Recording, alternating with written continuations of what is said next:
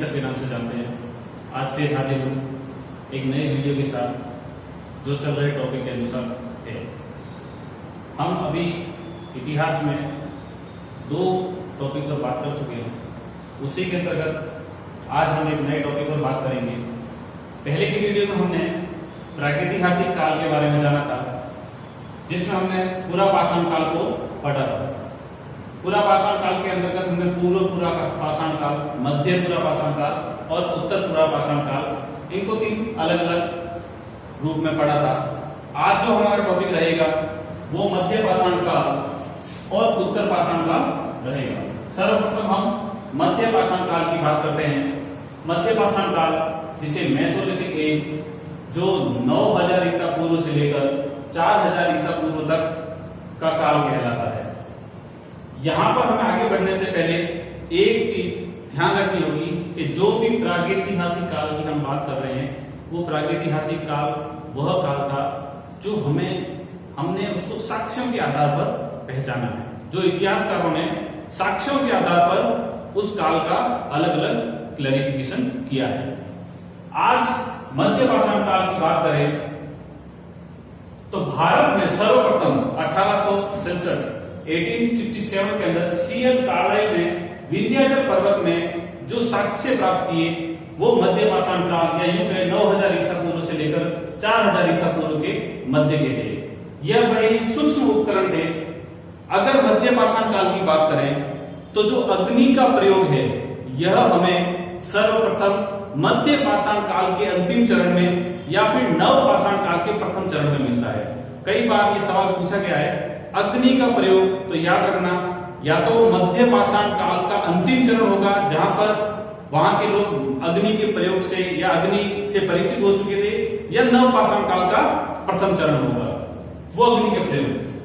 मध्य पाषाण काल के दौरान खोजे गए प्रमुख स्थल या खोजे गए साक्ष्य निम्न प्रकार से थे। राजस्थान की बात करें तो राजस्थान में तिलवाड़ा नामक एक स्थान है जो बाड़मेर जिले के अंदर आया हुआ है, और बागोर, यहां से हमें सर्वप्रथम मध्य पाषाण काल के साक्ष्य प्राप्त होते हैं।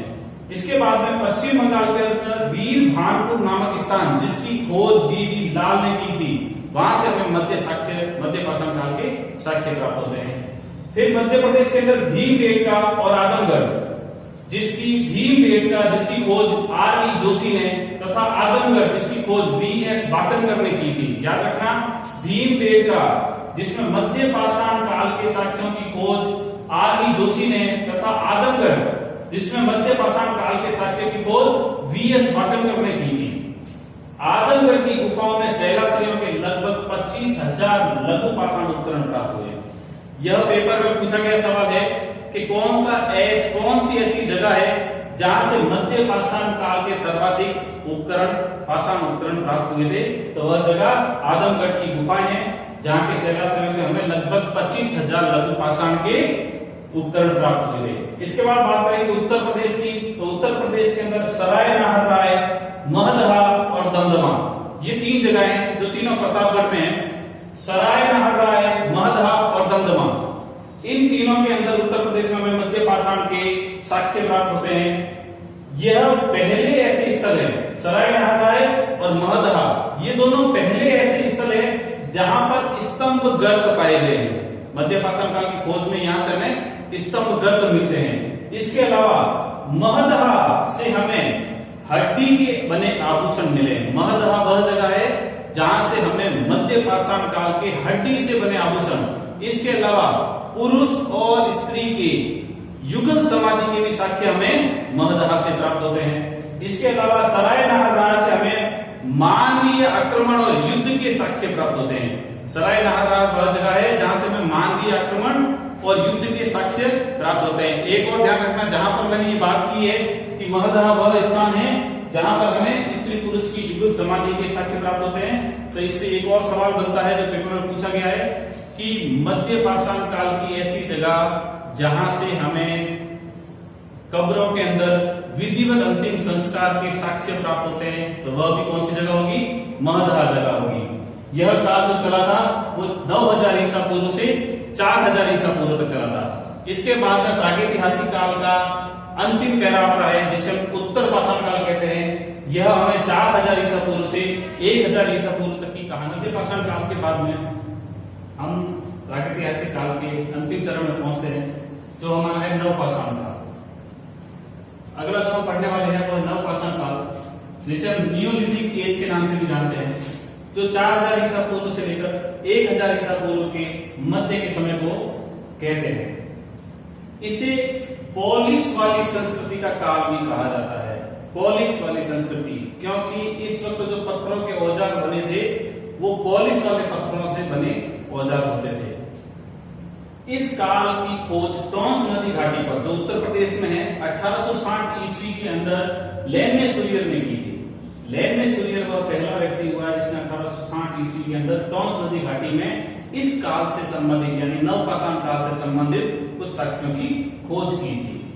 भारतीय उपमहाद्वीप की बात करें, जिसमें पाकिस्तान और दक्षिण एशियाई देश ये सारे आते हैं, भारतीय उपमहाद्वीप की बात की जाए तो नवपाषाण काल की सबसे प्राचीनतम बस्ती बलूचिस्तान के अंदर है। सबसे प्राचीनतम बस्ती बलूचिस्तान, पाकिस्तान में मेहरगढ़ नाम की एक जगह है, वहां पर इसके सबसे पुराने साक्ष्य हमें प्राप्त होते हैं।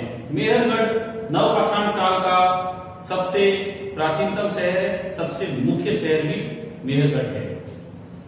कृषि की शुरुआत इसी काल में मानी जाती है। नवपाषाण काल वह पहला काल है जहां से हमें कृषि के साक्ष्य प्राप्त होते हैं, और उसमें भी अगर बात की जाए तो गेहूं की खेती के साक्ष्य हमें नवपाषाण काल से प्राप्त होते हैं। इसलिए हम गेहूं की जो खोज है इस नवपाषाण काल की सबसे बड़ी उपलब्धि के रूप में हम इसे पाते हैं। मेहरगढ़ में बोलम नदी के घाटी के किनारे पर गेहूं और कपास की खेती के साक्ष्य प्राप्त होते हैं। याद रखना, मेहरगढ़ वह जगह है जहां से हमें गेहूं और कपास की खेती के साक्ष्य प्राप्त होते हैं। इसके अलावा पालतू भैंस का पालन करना भी हमें कहां से पता चलता है, यही मेहरगढ़ से पता चलता है। नवपाषाण काल में पालतू जानवरों के रूप में भैंस का पालन हुआ है। और बात की जाए मध्य पाषाण काल की तो पालतू कुत्ता होता था जिसे पाला जाता था।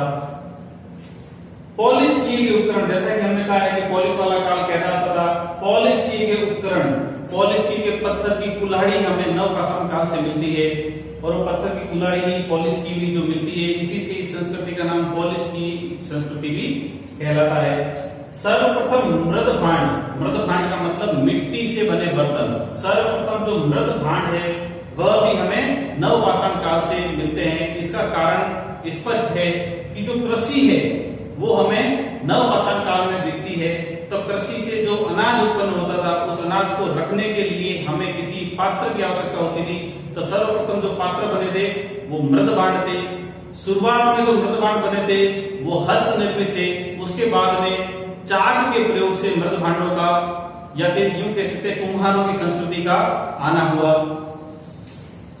नवपाषाण काल की विशेषता के रूप में देखें तो स्थिर ग्राम्य जीवन, क्योंकि यहाँ पर जानवरों को पालना भी प्रारंभ हो चुका था, खेती करना भी प्रारंभ हो चुका था, कई प्रकार के उपकरण बनाए जा चुके थे, मृदभांड बनाए जा चुके थे। तो इसलिए स्थिर ग्राम्य जीवन की शुरुआत भी हमें नवपाषाण काल के अंतर्गत दिखाई देती है। नाव का निर्माण भी हमें इसके साक्ष्य मिलते हैं, जहां पर नाव का निर्माण नवपाषाण काल की संस्कृति में हुआ बताया गया है। इससे ये स्पष्ट होता है कि यह अन्य देशों से व्यापार करने के करीब थे। नवपाषाण काल के प्रमुख स्थलों की बात की जाए तो कश्मीर में बुर्ज होम और गुफकरार, ये दो ऐसे स्थल है जहां से हमें नवपाषाण काल की संस्कृति के बारे में साक्ष्य प्राप्त होते हैं। बुर्ज होम के बारे में हमने कई बार पहले भी सुना होगा, कई बार इसके बारे में प्रश्न भी आया है कि कौन सी ऐसी जगह है जहां पर मानव के साथ में कुत्ते को दफनाया गया था। तो मानव के साथ में कुत्ते को दफनाया हुआ ऐसी कब्र हमें कहां मिली है? बुर्ज होम के अंदर मिली है। और गुफकरार वह जगह थी जहां पर अनाज को रखा जाता था, जहां पर सिलाई का कार्य भी किया जाता था, अनाज की पिसाई का भी कार्य किया जाता था। गुफकराल शब्द का शाब्दिक अर्थ होता है कुम्हार की खान। कुम्हारों की खान गुफ्तकराल का शाब्दिक अर्थ होता है। कई बार पेपर में ऐसा भी पूछा जाता है कि गुफ्तकराल का शाब्दिक अर्थ क्या होता है। ऐसे याद रखना, बुर्ज होम शब्द का शाब्दिक अर्थ होता है जन्म स्थान। याद रखना, बुर्ज होम शब्द का शाब्दिक अर्थ है जन्म स्थान। इसके अलावा बिहार के अंदर चिरान, जो छपरा में आया हुआ है, चिरान नाम की जगह पर सर्वाधिक हड्डी के बने उपकरण हमें प्राप्त होते हैं जो नवपाषाण कालीन थे। इसके अलावा कोल्डी हवा जो बेलन नदी घाटी के अंदर आया हुआ है, यह एकमात्र जगह है, ये 6000 ईसा पूर्व के लगभग कोल्डी हवा में हमें साक्ष्य प्राप्त होते हैं। यह एकमात्र ऐसी जगह है जहां से धान की खेती के साक्ष्य हमें प्राप्त होते हैं। इससे पहले हमने जो खेती के साक्ष्य देखे वो गेहूं और कपास के थे। यह नवपाषाण काल की एकमात्र जगह जहां से हमें धान की खेती के साक्ष्य प्राप्त होते हैं। इसके अलावा अगर दक्षिण भारत में बात की जाए तो इसका प्रमुख स्थल हमें बेल्लारी में मिलता है जो कर्नाटक में स्थित है। बेल्लारी कर्नाटक के अंदर नवपाषाण कालीन ऐसी जगह है जहां पर हमें भस्म के टीले मिलते हैं। भस्म के टीले का नामकरण कैसे हुआ, ये भस्म के टीले क्या थे? तो उस जमाने में जो लोग खेती करते थे, खेती के साथ में ये जानवर भी पालते थे, तो ये कुछ ऊपरी टीलों के ऊपर जानवरों के गोबर को इकट्ठा करते थे। उन इकट्ठे गोबर में फिर ये आग लगा देते थे। उस आग से जो राख बनती वह राख के टीलों का निर्माण करती थी, उसी को भस्म के टीले कहा गया है। तो याद रखना, कभी कोई शब्द आ जाए कि भस्म के टीले का संबंध कौन से काल से है, तो वह नवपाषाण काल से है। तो नवपाषाण काल से संबंधित ये सारी चीजें बहुत ही इंपॉर्टेंट है। परीक्षा के हिसाब से बहुत सारी चीजें इनमें से पूछी जाती है। एक बार इसे अपने नोट्स में उतार दें और इसको 1 से 2 बार याद करने की कोशिश करें। आगे जो मैं इसमें पढ़ाने वाला हूँ, जो लोह युगीन और ताम्र युगीन है, वो हम इसमें पढ़ेंगे। और प्रागैतिहासिक काल से भी आगे कौन सी ऐसी संस्कृतियां रही है जिनसे संबंधित प्रश्न आते हैं, वो हम अब आगे पढ़ते हैं। मध्य पाषाण काल और उत्तर पाषाण काल के बाद में कुछ ऐसे युग या कुछ ऐसे काल भी हुए हैं जो उनके समकालीन थे या उनसे संबंधित भी थे और उसी वक्त में यह भी चल रहे थे। उस काल में हम बात करेंगे लोह युगीन काल और ताम्र युगीन काल, जिसे हम ताम्र पाषाण काल के नाम से भी जानते हैं। यह आपको ऐसे समझना होगा कि जैसे नवपाषाण काल का उदय होता है, नवपाषाण काल में हम बोलते हैं कि इस प्रकार के पत्थरों के औजार के प्रयोग हो रहे थे या इस प्रकार की पशुपालन हो रहा था, इस प्रकार से कृषि हो रही थी। तो उसी समय के हमें कुछ ऐसे भी साक्ष्य मिलते हैं जो हमें यह बताते हैं कि कहीं ऐसी संस्कृति भी उदय में थी जो लोह युगीन, जो लोहे से परिचित थे। कुछ ऐसे भी थे जो ताम्र युगीन थे, जो तांबे से भी परिचित थे। उस बारे में हम चर्चा करेंगे। सर्वप्रथम लोह युग की बात करते हैं तो तमिलनाडु के आदिचनल्लूर में समाधियों के अंदर लोहे के उपकरण प्राप्त हुए हैं। वहां पर जो समाधियां मिली है उसमें हमें लोहे से बने उपकरण प्राप्त होते हैं जो हमें लोह युग की ओर इशारा करते हैं। इसके अलावा तमिलनाडु के पेरुम्बर में जो मृत भांड मिले हैं उसमें भी हमें लोहे की सामग्री मिलती है। इसके अलावा जो बात करेंगे उत्तर वैदिक काल, पूर्व वैदिक काल की, जो 1500 ईसा पूर्व से 1000 ईसा पूर्व के मध्य के जो काल को, तो उसमें जो वाद समय की संहिता मिलती है उसमें हमें 2 शब्द मिलते हैं, लोह और श्याम, जो स्पष्ट रूप से तांबे और लोहे के लिए प्रयोग में आए हैं। इसके अलावा अथर्ववेद के अंदर श्याम अयस बताता है, हमें लोहे को इंगित करता है। तो यह जो उत्तर वैदिक काल के संबंधित जो ग्रंथ है उससे भी हमें लोह के बारे में, जनता उस वक्त की जो लोग थे वो लोहे से परिचित थे, इसके बारे में हमें जानकारी मिलती है। इसके अलावा अतरंजी खेड़ा में धातु शोधन की भट्टी हमें मिली है खोज में। अतरंजी खेड़ा के अंदर धातु शोधन मतलब धातु को शुद्ध करने की भट्टी मिलती है। इसके अलावा बरार में लोहे की कुल्हाड़ी मिली है। बरार नामक एक जगह पर लोहे की कुल्हाड़ी मिली है जिसमें 6% कार्बन की भी मात्रा थी, जो हमें इस्पात की खोज के बारे में इंगित करता है। इसके अलावा हल्लूर में जो तीर और भाले मिले हैं, हल्लूर नामक जगह पर जो तीर और भाले मिले हैं उनके जो सिरे हैं वो लोहे से निर्मित हमें मिलते हैं। इसके अलावा जखेड़ा के अंदर जो हल का फाल है, हल होता है, हल का फाल जो मिला है वो भी लोहे से बना हुआ मिलता है। तो यह सब साक्ष्य हमें बताते हैं कि समकालीन लोह युगीन सभ्यता का भी उदय हो गया था, जिसमें लोहे से ही लोग परिचित थे और लोहे को उपयोग में लाते थे। इसके बाद में हम बात करेंगे ताम्र युगीन सभ्यता की। ताम्र युगीन सभ्यता आपको याद रखना है कि जो सर्वप्रथम धातु जिसे मानव अपने व्यवहार में लाया था वह तांबा था।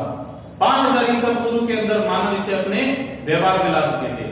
ताम्र युगीन सभ्यता से पहले इस सभ्यता की एक बार वापस बात करूंगा। जैसे कि लोह युगीन में हेती नामक एक जाति जो एशिया माइनर में रहती थी, एशिया माइनर में 1300 ईसा पूर्व के अंदर हेती नामक जाति के लोहे के उपकरणों के प्रयोग के साक्ष्य भी हमें प्राप्त होते हैं। वापस बात करेंगे ताम्रयुगीन सभ्यता।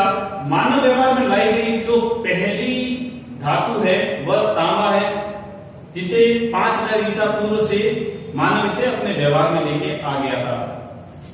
तांबे के प्रयोग के कारण अलग अलग स्थलों पर इस ताम्रयुगीन सभ्यता को अलग अलग संस्कृति के नाम से जाना जाता है। जैसे जारवी संस्कृति, ये भी ताम्रयुगीन सभ्यता थी। आहड़ सभ्यता, ये भी तांबे के प्रयोग के कारण ताम्रयुगीन सभ्यता थी। गणेश्वर सभ्यता, यह भी ताम्रयुगीन थी। और मालवा, ताम्रपाषाण या ताम्रकालीन संस्कृति, ये भी तांबे से संबंधित थी। हम बात करेंगे सर्वप्रथम जारवी संस्कृति की। तो जो गोदावरी और प्रवरा नदी क्षेत्र है, गोदावरी और प्रवरा नदी क्षेत्र है, इसमें जो हमें साक्ष्य प्राप्त हुए हैं, जो बस्तियां मिली है और जो उपकरण मिले हैं तांबे से संबंधित, जो धातु मिला है तांबा, यह सब हमें जारवी संस्कृति का ताम्रपाषाण संस्कृति होना बताता है। इसकी खोज एमएन देशपांडे ने की थी। जारवी संस्कृति खोज एमएन देशपांडे ने की थी। पश्चिमी महाराष्ट्र में सबसे व्यापक उत्खनन हुआ है। इसका सबसे व्यापक उत्खनन जो हुआ है ताम्रयुगीन सभ्यता का, जारवी संस्कृति का, तो वो पश्चिमी महाराष्ट्र में हुआ है। इसमें जो वस्तुएं मिली है वो लगभग हड़प्पा संस्कृति से प्रभावित थी। तो अब मैं अगर ऐसा बोलता हूं कि यहाँ पर हमें अन्नागार भी मिलते हैं, हमें यहाँ पर सभागार भी मिलते हैं, हमें यहाँ पर मृदभांड भी मिलते हैं, मातृ देवी की मूर्ति भी मिलती है, हड्डियों से बने उपकरण भी मिलते हैं आदि, में कोई भी बात कर रहा हूं जो हड़प्पा सभ्यता से संबंधित थी, तो वह सारी हमें यहाँ पे मिलती है। और संस्कृति की झलक देखें तो अभी हड़प्पा सभ्यता से समकालीन ही संस्कृति मिलती है। जैसे बस्तियों में रहना, नगरीकरण, किलेबंदी, कच्ची मिट्टी से ये किलेबंदी नगर की करते थे। 20 हेक्टेयर के अंदर इनके नगर बने हुए होते थे। तो ऐसे सब साक्ष्य हमें जारवी संस्कृति के मिलते हैं। इसके अलावा आहड़ सभ्यता, यह भी एक ताम्रकालीन संस्कृति थी। आहड़ उदयपुर में स्थित है और गिलुन जो राजसमंद में स्थित है। ये दो ऐसी जगह है जहां से आहड़ सभ्यता के सर्वाधिक हमें उपकरण, सर्वाधिक स्थल हमें खोजे गए हैं और हमें अभी तक मिले हैं। कच्ची ईंटों का प्रयोग हमें आहड़ सभ्यता में मिलता है। 1500 ईसा पूर्व के कच्चे मकान भी हमें आहड़ सभ्यता में मिलते हैं। ताम्रवती जो आहड़ का प्राचीन नाम था, ताम्रवती का मतलब होता है तांबे की जगह। तांबा यहाँ पर उपलब्ध था, इसीलिए इसे ताम्रवती कहा जाता था। और तांबे का यहाँ पर प्रचुर मात्रा में यहाँ पर होना ही इसे ताम्रयुगीन संस्कृति के अंदर डालता है।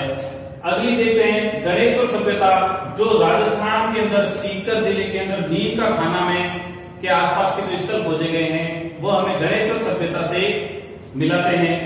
खेतड़ी जो गणेश्वर सभ्यता के सबसे नजदीक एक जगह है जहां पर सर्वाधिक मात्रा में तांबा हुआ करता था। तो तांबे की जो खाने हैं खेतड़ी में वह हमें गणेश्वर सभ्यता से जोड़ती है। गणेश्वर सभ्यता जो 2200 से 2800 ईसा पूर्व के काल के बीच का जो समय है उसे हम गणेश्वर सभ्यता के अंतर्गत रखते हैं। यहां से हड़प्पा सभ्यता को तांबे की जो आपूर्ति है वह गणेश्वर सभ्यता से होती थी। इसके अलावा बात करेंगे अंतिम मालवा ताम्रकालीन संस्कृति।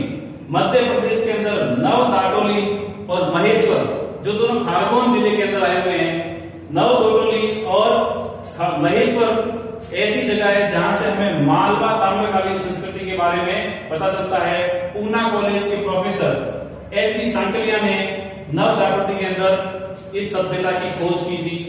मालवा के जो मृदभांड है, जो ताम्रकालीन मृदभांड मिले हैं, सारी ताम्रकालीन संस्कृतियों में मालवा के बने मृदभांड सभी सभ्यताओं में उत्कृष्ट है। आपको याद रखना है सबसे उत्कृष्ट मृदभांड कौन सी सभ्यता के थे, तो मालवा के थे। इसके अलावा चरखे, हमें यहाँ से चरखा भी मिला है, तो इससे ये कताई और बुनाई से ये परिचित थे, ऐसा हम बता सकते हैं। इसके अलावा यहाँ पर इन सारी ताम्रकालीन सभ्यता से हमें भेड़, बकरी, गाय आदि पशुओं के पशुपालन से संबंधित भी साक्ष्य प्राप्त होते हैं।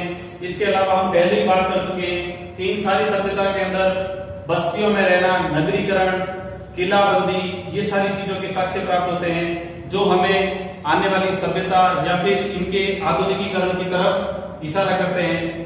आज के वीडियो में इतना ही। हमने आज के वीडियो में पढ़ा है प्रागैतिहासिक काल का, मध्य पाषाण काल और नवपाषाण काल। इसके अलावा उनके समकालीन जो सभ्यताएं थी, लोहयुगीन सभ्यताएं और ताम्रयुगीन सभ्यताएं। आने वाले वीडियो में हम हिस्ट्री के और अदर टॉपिक पे चलेंगे, जिसके अंदर हम जितना ज्यादा हो सके सब्जेक्ट को कवर करेंगे और जितना जल्दी हो सके आपको सफलता के पास पहुंचाएंगे। वीडियो पर जाने से पहले चैनल को जरूर सब्सक्राइब करें। मैं दिवाकर दवे, जिसे आप डीडी सर के नाम से जानते हैं, बहुत जल्द आपके सामने अन्य सब्जेक्ट्स पर भी वीडियो लेकर आऊंगा और अन्य कोर्स, जैसे आने वाले समय में पटवारी का पेपर होने वाला है, तो पूरा पटवारी का सिलेबस वाइज हम एक एक टॉपिक के ऊपर बात करेंगे। एक एक टॉपिक के ऊपर हम इसी तरह पूरा जो विस्तृत विवरण हो सकता था वह प्रस्तुत करेंगे। धन्यवाद।